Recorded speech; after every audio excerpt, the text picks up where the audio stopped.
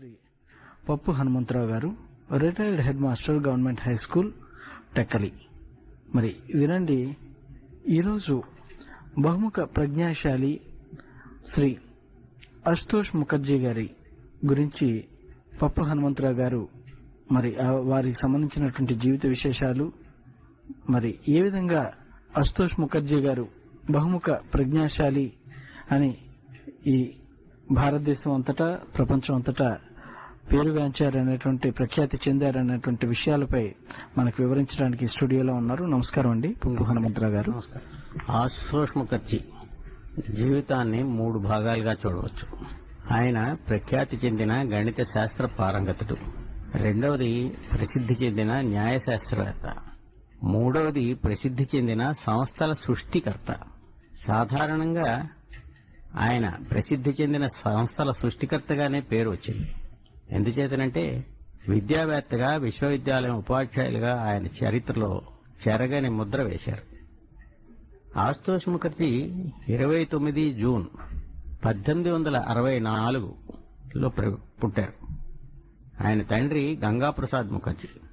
ఆయన పూర్వులు చాలా ఉన్నతమైనటువంటి సంస్కృతి గలవారు. మొట్టమొదటిసారిగా వంగ భాషలో రామాయణం రచించిన కృత్తివాస ఓజా ఆయన వంశానికి చెందినటువంటి వారు. తర్వాత వార్న్ హేస్టింగ్స్ గవర్నర్ జనరల్ గా ఉన్నప్పుడు కలకత్తాలో కొత్తగా ప్రారంభించబడిన సంస్కృత కాలేజీలో న్యాయ విభాగానికి అధిపతిగా పనిచేసినటువంటి రామచంద్ర తర్కాలంకార్ కూడా ఆ వంశానికి చెందినవారే. అటువంటి వంశంలో అశుతోష్ తండ్రి గంగాప్రసాద్ పుట్టారు. అశుతోష్ తల్లి జగత్తారిణీదేవి. అశుతోష్ తాతగారు విశ్వనాథ్ ముఖర్జీ కల్నా నుంచి రంగపూర్ నదీ ప్రయాణం చేసి, ఈ రెండు ఇప్పటి బంగ్లాదేశ్లో ఉన్నాయి. తన అనుభవాలను వంగ భాషలో పుస్తకంగా రాశారు.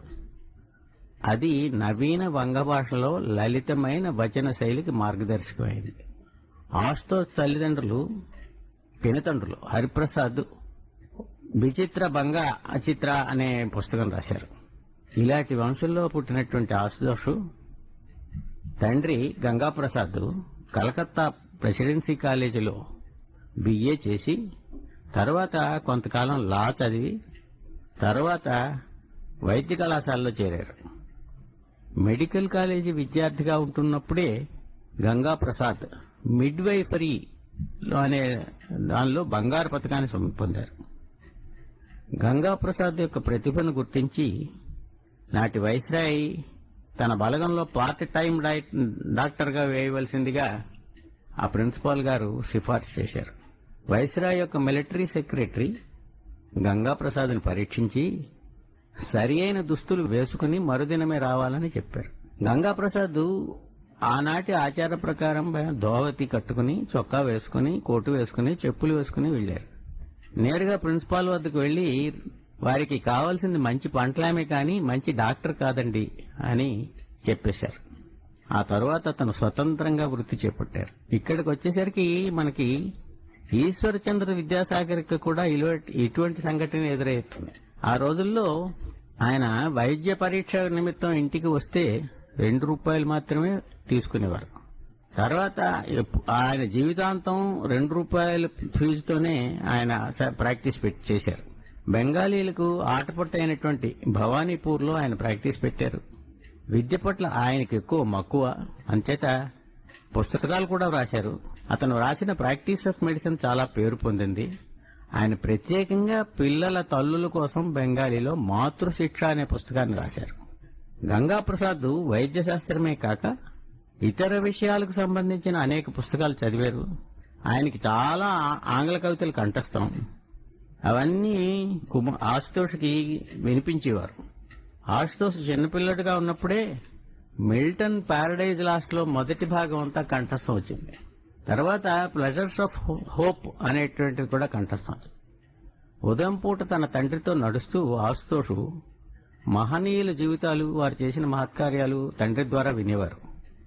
అశుతోష్కి జ్ఞానార్జన పట్ల ఉండే ఆసక్తిని చూసి తండ్రి ఇంటి నిండా పుస్తకాలతో నింపారు. ఇక తల్లి జగత్తారిణీదేవి స్వతంత్ర భావాలు కలిగినట్టు ఇల్లాలు. ఆస్తుష్ వైస్ ఛాన్సలర్ అయిన తర్వాత నాటి గవర్నర్ జనరల్ లార్డ్ కర్జన్ అతని ఆస్తుష్ను 7వ ఎడ్వర్డ్ పట్టాభిషేకం చూడడానికి లండన్ రమ్మని ఆహ్వానించారు. ఇలాంటి అవకాశం ఆ రోజుల్లో ఇంకెవరికైనా వస్తే ఎగిరి గంతేసేవారు. ఇవాళైతే మరీ చెప్పక్కర్లేదు. కానీ ఆస్తుష్ దీనికి సమాధానం, మా అమ్మగారు అంగీకరించలేదు కనుక నేను రాను అని చెప్పారు. ఇది ఏలిన వారి భారతదేశ ప్రతినిధి ఆజ్ఞ అని మీ అమ్మగారికి చెప్పు అనంటే, నీకు అలాంటి ఆజ్ఞ ఇవ్వడానికి తల్లికి తప్ప మరెవరికి అధికారం లేదని మా అమ్మగారు చెప్పారు అని ఆశుతోష్ సమాధానం చెప్పారు. దీనిని బట్టి ఆశుతోష్ పై తల్లిదండ్రుల స్వతంత్ర భావాలు ఎలాంటి ముద్ర వేశాయో మనకు తెలుస్తుంది. ఆశుతోష్ భవానీపూర్లో ప్రాథమిక విద్య పూర్తి చేశారు. అక్కడ హెడ్ మాస్టరు, రచయిత, సంఘ సంస్కర్త, విద్యావేత్త పండిత శివనాథ శాస్త్రి. ఈయన రామకృష్ణుల వారి సమకాలికులు.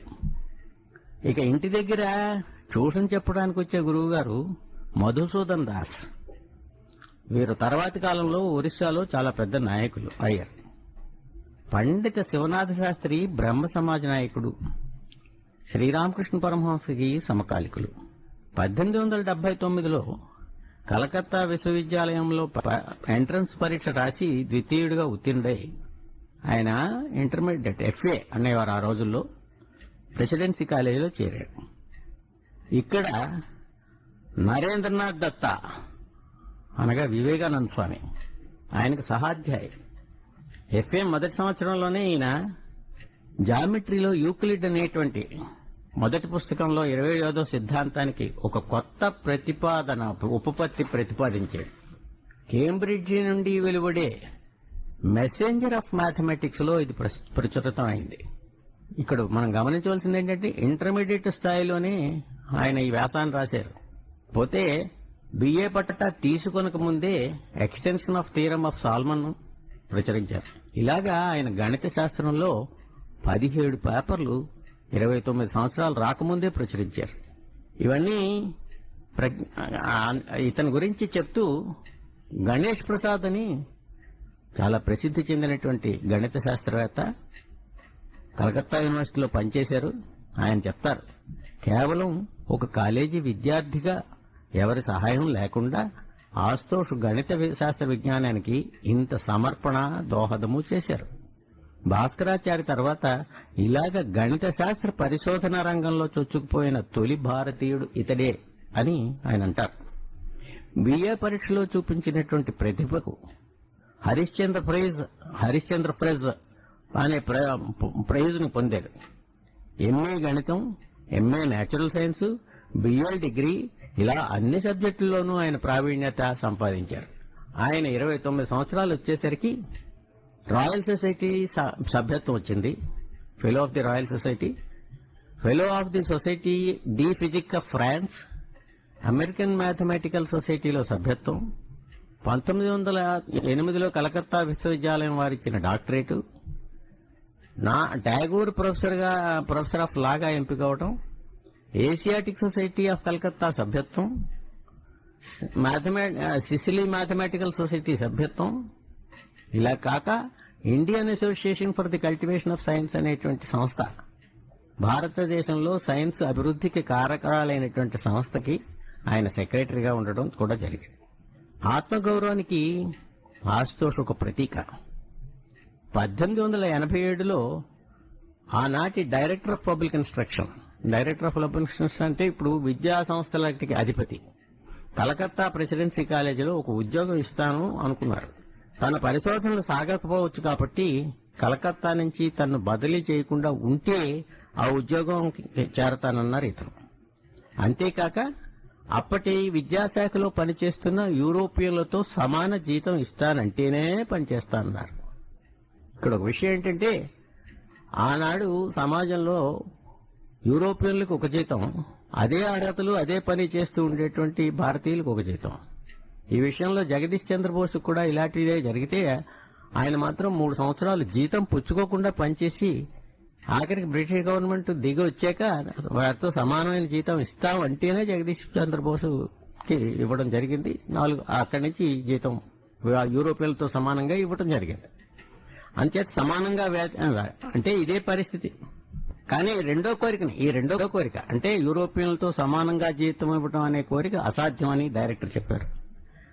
అంటే ఆయన చెప్తారు, నేనుగా ఈ ఉద్యోగానికి దరఖాస్తు చేయలేదు, షరతులకు అంగీకరించకపోతే ఆ ఉద్యోగంలో నేను చేరను అని నిష్కర్షగా చెప్పేశారు.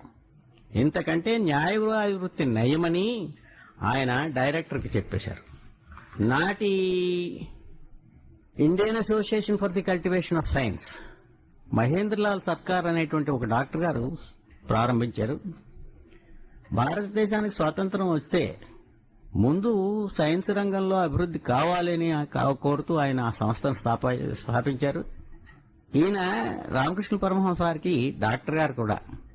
ఆ సంఘంలో ఆశుతోష్ ముఖర్జీ గౌరవాధ్యక్షుడిగా ఉంటూ గణిత శాస్త్రంపై ప్రసంగాలు చాలా చేశారు. తర్వాత ఆ గణిత శాస్త్ర ఉపన్యాసాల వల్ల నాటి ఎంఏ మ్యాథమెటిక్స్ చదువుకుంటూ ఉండేవాళ్ళు ప్రెసిడెన్సీ కాలేజీలో చదివేటువంటి అనేక మంది విద్యార్థులు చాలా లబ్ధి పొందారు. మహేంద్రలాల్ సర్కారు ఆశుతోష్ ముఖర్జీకి పారితోషికం ఇచ్చేందుకు నిధుల కోసం చేసిన ప్రయత్నం సఫలం కాకపోతే ఆయన అప్పుడు హైకోర్టులో న్యాయవాదిగా నమోదయ్యారు. ఆ తర్వాత ఆయనకి యోగమాయాదేవితో వివాహం జరిగింది. ఆయన ప్రసిద్ధి చెందినటువంటి రాజ్ బిహారీ ఘోష్ అనేటువంటి సీనియర్ లాయర్ వద్ద శిక్షణతో న్యాయవాది వృత్తిలో రాణింపజేశారు.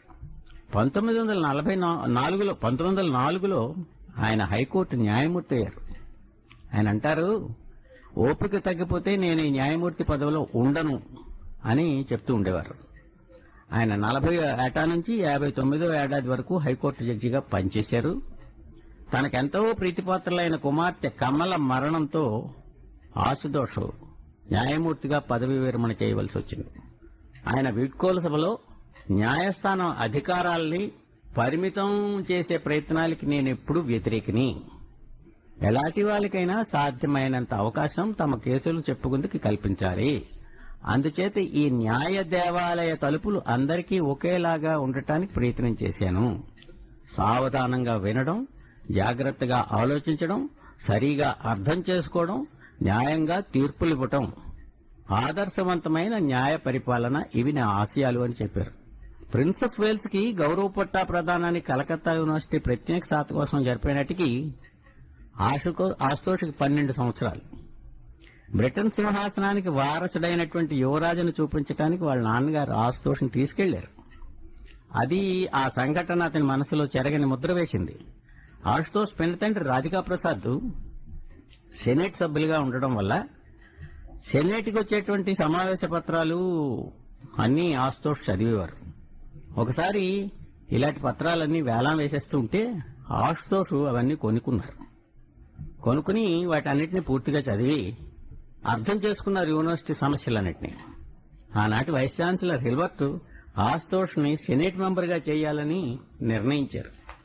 కలకత్తా విశ్వవిద్యాలయం వైస్ ఛాన్సలర్ హెడ్లర్ రిటైర్ అవగానే హోంశాఖ కార్యదర్శి ఆశుతోష్ని వైస్ ఛాన్సలర్ చేయడానికి సిఫార్సు చేస్తూ ఆశుతోష్ ప్రతిభను గుర్తు చేస్తూ అంటారు. అత్యున్నతమైన పదవిలో 1906 నుంచి 1914 వరకు 4 టర్ములు వైస్ ఛాన్సలర్గా కొనసాగారు.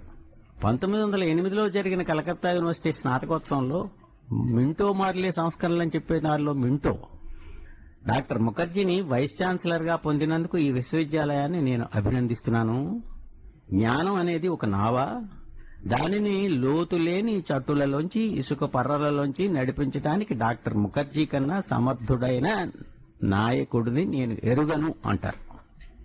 మొదటి సంవత్సరంలో జరిగిన ఒక సంఘటన, అస్సాంలో కొన్ని పాఠశాల విద్యార్థులు బెంగాల్ విభజనకు వ్యతిరేకంగా ఉద్యమంలో పాల్గొన్నారని, అందుచేత ఆ పాఠశాలకు గుర్తింపు రద్దు చేయాలని ఆనాటి పాలకుడు పుల్లర్ మింటోకి ఉత్తరం రాస్తారు.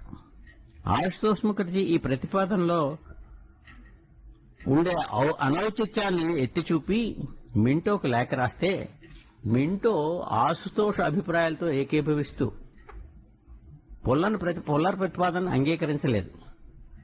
దానికి ఆయన రాజీనామా అంగీకరించాలని కోరితే వెంటనే మింటో పుల్లన్ రాజీనామాని అంగీకరించారు. ఈ విషయంలో మింటో మోర్లేకు ఒక లేఖ రాస్తూ his evident force of character has impressed me అంటారు. ఇదే విధమైన ఫోర్స్ ఆఫ్ క్యారెక్టర్ అతని పదవీ కాలంలో అనేక సార్లు ద్యోతకమవుతుంది. 1922 డిసెంబర్లో విశ్వవిద్యాలయాల గౌరవాన్ని కాపాడాలని సెనేట్లో చేసిన ప్రసంగంలో ఇంగ్లీష్లో కోట్ చేస్తున్నాను. I call upon you as members of the senate to stand up for the rights of your university. Forget the government of Bengal. Forget the government of India. Do your duty as the senator of this university as true sons of your alma mater. Freedom first, freedom second, freedom always, nothing else will satisfy me అని ఆయన చెప్తారు. ఇదే స్వతంత్రతతో అతని వ్యవహారాన్ని చూసి 4వసారి అతను vice chancellor గా చేయటానికి నాటి chancellor Lytton, if you can give me an assurance that you will not work against the government or seek the aid of other agencies to defeat our bill, then I am prepared to ask for the concurrence of my minister to your appointment as vice chancellor. మళ్ళా 4వసారి ఆయన vice chancellor గా వేయటానికి కొన్ని షరతులు పెడుతూ ఈయన Lytton రాసినటువంటి అంశం ఇది. If you can give me an assurance that you will not work against the government or seek the aid of other agencies to defeat our bill, then I am prepared to ask the concurrence of minister to your appointment as vice chancellor. దీనికి సమాధానంలో ఆస్తోష్ అంటారు, there are expressions in your letter which imply that I am an applicant for the post and I am in expectation of reappointment. Let me assure you that if you and your minister are under such impression, you are mistaken. It may not be impossible for you to secure the services of a subservient vice chancellor, prepared always to carry out the mandate of your government and act as a spy on the Senate. He may enjoy the confidence of your government, but not of Bengal. I send you without hesitation the only answer an honorable man can send. I decline the insulting offer. మహత్తరమైనటువంటి సందేశం ఇందులో ఉంది. ఈ విధమైన స్వతంత్ర ప్రతిపత్తితో విశ్వవిద్యాలయానికి నడిపిస్తూ ఆశ్రోష్ ప్రభుత్వ నిధులు రాకపోయినా చాలా మంది దాతలు ఇచ్చిన విరాళాలతో యూనివర్సిటీలో కొత్త కొత్త శాఖలు ప్రారంభించారు. సర్ రాస్బిహారీ ఘోష్ ఇచ్చిన 21 లక్షలు, ఆనాటి 21 లక్షలు ఇచ్చారు ఆయన. అలాగా చాలా మంది విరాళాలు ఇస్తే applied chemistry, applied physics, mathematics ఇలా అనేక శాఖలు ప్రారంభించారు. Professor H K Sen, professor B P N Ghosh వంటి విద్యావేత్తలు నిర్మించారు. అలాగే బెంగాలీ భాష మెట్రికులేషన్, ఇంటర్మీడియట్, బిఏ స్థాయిలో తప్పనిసరిగా అభ్యసించేటట్టు చేశారు. ఇవి కాక బెంగాలీ, హిందీ, ఉర్దూ, అస్సాం, మరాఠీ, తెలుగు, తమిళం విద్యార్థుల ఇచ్చానుసారం ఫ్రెంచి, జర్మను, చైనీసు, జపనీసు, టిబెటన్ భాషల బోధనకు కూడా యూనివర్సిటీ చేపట్టింది.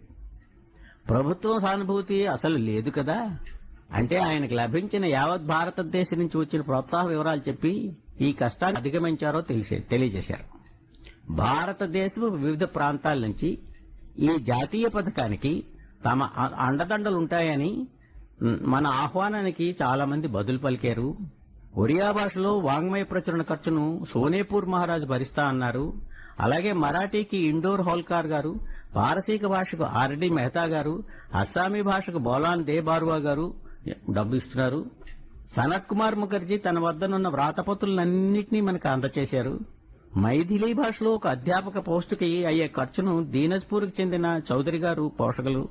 అలాగే ఆ భాషలో పరిశోధన అధ్యాపక తత్వానికి రాజా మార్తానంద సింగ్ పోషకులు. సోనేపూర్ మహారాజు బెంగాలీలో ఒక అధ్యాపక అధ్వానికి పోషకులు. ఈ విధమైన అనేకుల ఔదార్యాన్ని కూడగొట్టడం ఒక్క ఆశుతోష్కే సాధ్యమైంది.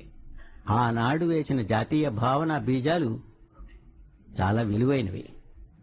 ఈ అశుతోష్ తన విశ్వవిద్యాలయంలో ప్రతిభావంతులు నియమించడానికి యావత్ భారతదేశంలోనూ అన్వేషించేవారు. తత్వశాస్త్ర ఆచార్య పదవిలో ఉండేటువంటి బ్రజేంద్రనాథ్ సీల్ మైసూరు యూనివర్సిటీకి వైస్ ఛాన్సలర్ గా నియమితులు అయిపోయినప్పుడు ఆ ఖాళీని నింపటానికి డాక్టర్ సర్వేపల్లి రాధాకృష్ణన్తో పూరించారు. నాటికి సర్వేపల్లి రాధాకృష్ణను మైసూరు యూనివర్సిటీలో లెక్చరర్. సిఆర్ రెడ్డి గారు అప్పుడు అక్కడ ప్రిన్సిపాల్ గా ఉంటూ ఉండేవారు. ఆయన చెప్పారు, నాయన నువ్వు వెళ్ళు అని చెప్పి రాధాకృష్ణన్ ప్రోత్సాహపరిచారు. తర్వాత కాలంలో రాధాకృష్ణ ఎంత ఉన్నతికి ఎదిగారో ఆశుతోష్ ఆ ప్రతిభను ఎలా గుర్తించారో ఇది ఒక ఉదాహరణ. బెంగాల్ ప్రభుత్వం కొన్ని షరతులకు లోబడి ఉంటే 2,50,000 అదనపు గ్రాంట్ ఇస్తామన్నారు. ఆ షరతులను పరిశీలించమని ఆయన ఒక కమిటీ వేశారు. అందులో ప్రఖ్యాత రసాయన శాస్త్రవేత్త పిసి రే ఉన్నారు.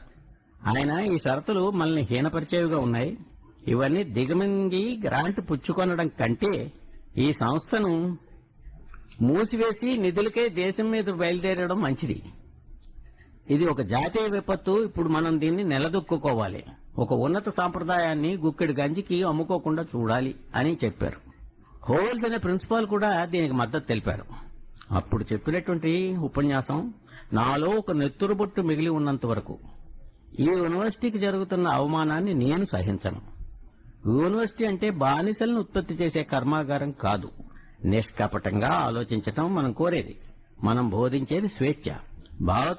భావితరంలో ఉన్నతమైన ఉదారమైన ఆలోచనలు అభిప్రాయాలు కలిగించే ఒక ప్రేరణ మనం సమకూర్చాలి.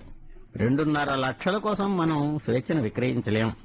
ఒక చేత్తో ధనం, ఒక చేత్తో బానిసత్వం ఇస్తే పొమ్మంటాను. ఈ విద్యాపీఠం పోషణ బాధ్యత తమదే అంటూ బెంగాల్ ప్రజలు గుర్తించేటట్లు చేద్దాం అని ఆశుతోష్ ముఖర్జీ అవేళ ఉపన్యాసం చెప్పారు. ఫలితంగా ప్రభుత్వం దిగి వచ్చింది. ఇన్ని ఆర్థిక ఇబ్బందుల్లోనూ అటు హైకోర్టు జడ్జిగా ఇటు వైస్ ఛాన్సలర్ గా క్షోభకు గురయ్యారు. యూనివర్సిటీలో ప్రతి శాఖలోనూ అధ్యాపకులు తమ విధులను విజయవంతంగా నిర్వహించారు. వారికి ఉద్యోగం తప్ప ఆదాయం వచ్చే వృత్తులు లేవు. అయినా సరే ఇష్టాపూర్వకంగా వేతనాలను చెప్పుకోదగ్గ భాగాల్లో విడిచిపెట్టారు. వీరందరికీ మకుటాయమానం మన పిసి రే 5 సంవత్సరాల పాటు తన వేతనాన్ని పూర్తిగా కళాశాలకే విడిచిపెట్టారు. వీరందరికీ మనం కృతజ్ఞత చెప్పడం నా విధి అంటూ ఆశుతోష్ చెప్తారు. ఆ రోజుల్లో విశ్వవిద్యాలయాల్లో పనిచేసినటువంటి మహామహులు మేఘనాథ్ సాహా, ఎస్ఎన్ బోసు, ఎస్ఎన్ మిత్రా, సివి రామన్ వీళ్ళందరూ. ఆయన తర్వాత వైస్ ఛాన్సలర్ గా వచ్చినటువంటి భూపేంద్రనాథ్ బాసు ఒక విషయం చెప్తారు. మా కోసం ఈ దేవాలయాన్ని మీరు నిర్మించారు. దీని భావన మనుగడ మహత్తరమైనవి. దీనితో సమానమైన ఉన్నతికి కొందరు ప్రయత్నించగలరు, కానీ ఎవరూ దీనిని అధిగమించలేరు అని చెప్తారు. ఈ రోజు ఈయన మాతృభాష అభిమానం ఆయన తెలియజేయడానికి ఒక సంఘటన. ఆయన సిండికేట్ లో ఆశుతోష్ 3,000 రూపాయలు ఇచ్చి వచ్చే వడ్డీతో 2 సంవత్సరాలకు ఒక స్వర్ణ పథకాన్ని తన తల్లి పేరిట ఇమ్మని చెప్తారు. ఈ పథకాన్ని పొందేవి అన్ని బెంగాలీ భాషలో మౌలికమైన రచనలు అయ్యి ఉండాలని చెప్తారు. ఈ పథకాన్ని మొట్టమొదటిసారి రవీంద్రనాథ్ ఠాగూర్ గారు పుచ్చుకున్నారు. ఆయన ఇంకొక పెద్ద కుమార్తె పేరుతో 40,000 రూపాయలు కమలా లెక్చర్షిప్ ఏర్పాటు చేశారు. దీనికి సంబంధించిన ఉపన్యాసం భారతీయ చింతనపై ఉండాలి అని చెప్పారు. మొట్టమొదటిసారిగా అనిబిసెంట్ ఈ బహుమతి పొందారు. తర్వాత శ్రీనివాస్ శాస్త్రి, సరోజినీ నాయుడు, రవీంద్రనాథ్ ఠాగూర్, అబ్దుల్ కలాం ఆజాద్, రాధాకృష్ణన్ పొందారు. ఈయన పుస్తకాలు గ్రంథాల సేకరణలో 80,000 పుస్తకాలున్నాయి. 80,000 షేక్స్పియరు, మిల్టను, ఈత పాశ్చాత్యులు అనేక మంది రాసినటువంటి గ్రంథాలన్నింటినీ ఈయన ఉంచుకున్నారు. మానవుడు తానుగా చేసేది ఏమీ ఉండదని, ప్రపంచ వ్యవహారాలన్నీ భగవల్లీలే అని ఆశుతోష్ నమ్మాడు. ఒకసారి ఓ స్నేహితుడికి బాగా జబ్బు చేసి చావు బతుకుల మధ్యలో ఉంటే అంత్యకాలం సమీపించిందని డాక్టర్లు చెప్పేస్తే ఏమి తెలిసి డాక్టర్లకి అసలు డాక్టర్లు ఏం చేయగలరు, అంతా భగవంతుడి చేతిలో ఉన్నది కదా అన్నారు ఆశుతోష్. ఇదే విషయం మనకి శ్రీరామకృష్ణ వారి జీవితంలో కూడా కనిపిస్తూ ఉంటుంది. కలకత్తా యూనివర్సిటీ అత్యంత ఆదర్శవంతమైన విశ్వవిద్యాలయంగా తీర్చిదిద్దడానికి తాను అనుభవించిన మహాప్రయాసకు అతను సిద్ధం చేసింది ఈశ్వరేచ్ఛే అని చెప్తూ ఉండేవారు. ఒకానొక క్లిష్ట పరిస్థితి ఎదుర్కొన్నప్పుడు సెనేట్ ను ఉద్దేశించి చేసిన ప్రసంగంలో ఇలా, మిత్రులారా, ఈశ్వరేచ్ఛ ఏమీ లేనిదే ఒక క్షణం కూడా ఉండలేమనుకోండి. శాస్త్ర విజ్ఞానం, తత్వశాస్త్రం మీకు అలా ఏమైనా బోధించి ఉంటే అది పొరపాటు. బెంగాల్లో ఉన్నత విద్య ఉండకూడదని భగవద్గీత అయితే అదే జరుగుతుంది. నాకు మాత్రం ఈశ్వరలీల పట్ల అచంచలమైన విశ్వాసం ఉంది. నా ప్రయత్నాల్లో విపత్తుల్లో నాకు ఆధారభూతంగా వచ్చే ఏకైక ప్రేరణ అదే అని చెప్తాడు. హిందూ ధర్మంలో శివుడు సంపదలనిచ్చే దైవం. ఆస్తోష్ అంటే శివుడు. ఆస్తోషు జ్ఞాన సంపద ఇచ్చిన దైవస్వరూపం. విశ్వవిద్యాలయాల నిర్వహణ మార్గదర్శకుడు. ఆయన నిర్వహించిన రీతిలోనే మన ఆంధ్ర విశ్వవిద్యాలయాన్ని సిఆర్ రెడ్డి గారు, కట్టమంచి రామలింగారెడ్డి గారు రూపొందించారు. రాధాకృష్ణన్ గారు వైస్ ఛాన్సలర్ అయ్యాక ఆ పద్ధతిలోనే నడిపారు. ఈ విధంగా నిందంతు నీతి నిపుణ యది వాస్తువంతు లక్ష్మీ సమావిశతు గచ్చతు వా యథేష్టం అద్వైవ మరణమస్తు యుగాంతరేవ న్యాయాత్పద ప్రవిచలంతి పథం న ధీర. ధీరుడు పొగట్ట వచ్చినా, నింద వచ్చినా, లక్ష్మి ఇవాళొచ్చినా రేపు వచ్చినా, మరణం ఇవాళొచ్చినా రేపు వచ్చినా ధీరుడు తన తోవను వదలుడు అని చెప్పినటువంటి భర్తృహరి వచనాలు ఆయన పట్ల 100కి 100 నిజం.